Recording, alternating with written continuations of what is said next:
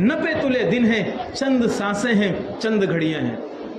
नहीं मालूम किसकी जिंदगी का सूरज कब डूब जाएगा,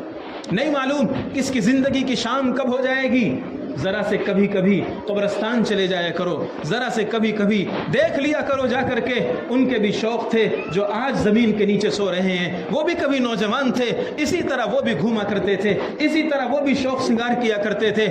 उनके भी दोस्त थे, उनके भी मिलने जुलने वाले थे, उनके भी अरमान थे, उनके भी बीवी बच्चे थे, उनके भी बंगले थे, उनके भी बागात थे, उनके भी घर बार थे। जरा से सोच कर पूछ लिया करो, क्या हुआ तुम्हारे बागातों, तुम्हारे बागों का, क्या हुआ तुम्हारे दोस्तों का, क्या हुआ तुम्हारी जमीन जायदाद का, क्या हुआ तुम्हारे शौक अरमान का। आंख बह